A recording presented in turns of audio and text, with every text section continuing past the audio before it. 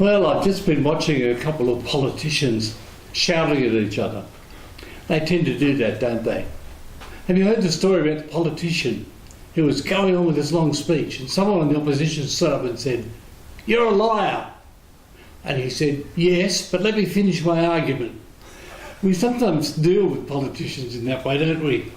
I like going back to the origin of the word. Poly, meaning many, ticks meaning bloodsuckers. And all these jokes are at the expense of politicians, but actually, I think most people go to politics for good reasons. They want to make a difference. The very ambitious ones dream of leading the country. Others want to help the people in their community. But one way or another, I think their motives are good.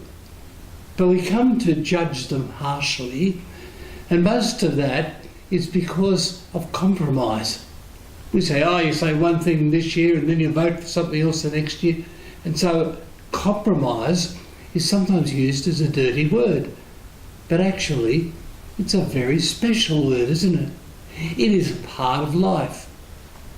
Can you imagine a marriage where the husband and wife were unwilling to compromise?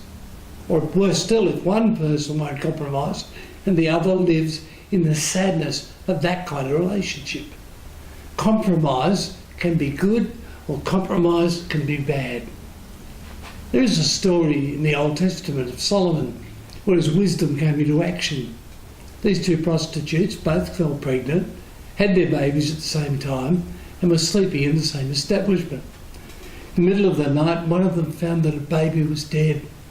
She got up and she put the dead baby next to the sleeping woman and took her baby. Well, you knew what happened the next morning. There was all sorts of trouble.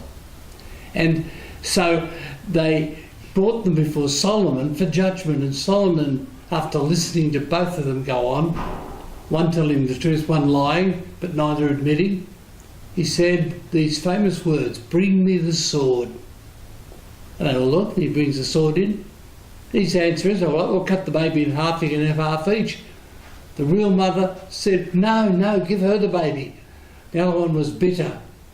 And Solomon was able to tell, because there is a limit to compromise. Keep that in mind, will you? Never sell your soul. Never sell your soul. See, there's some things you can compromise. If a friend comes to you and says, look, I've got people coming and I'm trying to make sandwiches, I'm running out of butter. Well, you take a pound of butter, you cut it in half, you give you half, you keep half. You've compromised the butter, but it hasn't hurt. But there are some things like this flour. It is beautiful. But if you came to me and said, oh, I like that flour, and I said, oh, look, you have half, what's happened? You've destroyed it.